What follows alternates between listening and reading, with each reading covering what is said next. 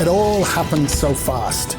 The British had fatally underestimated their Zulu opponents. The Zulus had moved from their victory at Isandlwana to the mission station at Rorke's Drift.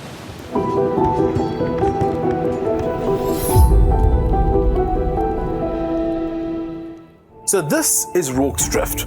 We've got a hospital here with 39 patients in it. We also have a church and a storehouse, all needing to be defended. But the fighting inside the hospital is intense and terrifying. During the first attacks, many Zulus had taken position against the walls and were attempting to batter down the doors and grab the rifles protruding from the loopholes. A loophole is a small hole in the wall that's made using a bayonet that allowed the patients to shoot through. Now, to make things even worse, the Zulus threw flaming spears into the thatched hospital roof. The thatch was damp from rain, though, so it didn't catch fire probably as extensively as it would have done if it was dry. Isn't this when the Zulus found a weak spot in the wall and they started coming over in waves? The British fought them off and killed them, but the Zulus kept on coming and they weren't quite able to break the defense. But with all these Zulus coming from so many different directions, did the British have enough ammunition? Great question. Chard apparently had to switch to his revolver, and the British used their bayonets to great effect.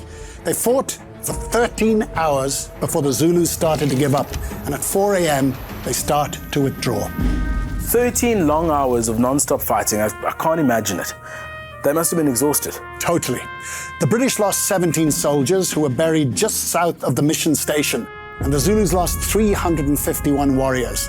The heroism at Rorke's Drift is now firmly entrenched in British folklore. The hubris and miscalculation which led to it are less dwelt on. Lord Chelmsford suffered an incredible loss of over 1,300 men. And Cetshwayo describes the battle as a bittersweet victory. He lost over 3,000 warriors and describes it as a spear being thrust into the belly of the Zulu Kingdom. Eventually, the defeat at Isandlwana persuaded the British to change their military tactics. Never again would they rely on the thin red line, abandoning it in favor of close order formations like the square, in which they won the Battle of Ulundi in July 1879. They then captured and exiled King Cetshwayo to Cape Town and then London. Imagine this, being a proud Zulu leader, losing thousands of warriors in a war he never wanted, and now being captured and having to go and spend time or live in England.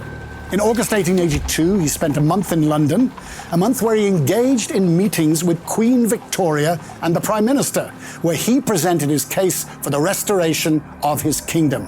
On his return to South Africa, he went back to Zululand as a puppet king to a much reduced kingdom. Can you believe it? This whole thing highlights the importance of history, the importance of being able to look back at a situation, learn from it, and then use that knowledge to avoid making the same mistakes in the future. Spot on, Temba, and that's exactly why we have these important conversations. The Battle of Isandlwana and the defense of Rorke's Drift were more than just military engagements. They were moments that would reshape the course of history, and despite the best efforts of the propagandists and spin doctors, the perception of the empire, the raw power of the Zulu victory at Isandlwana literally stunned the world. It shattered the myth of the invincibility of the British Empire and reminded us that no power, however great, has the right to bully and oppress another. This contrast between victory and defeat, between the brutality of war and the resilience of the human spirit, between how these events are portrayed and what actually happened, forces us to ask, what does history choose to remember, and what does it leave behind? Coming up next on Battlefield South Africa, the British march into Colenso, where they face the well-entrenched Boers in a battle that will test strategy, endurance, and sheer determination. Don't miss Battlefield South Africa, only on the History Channel.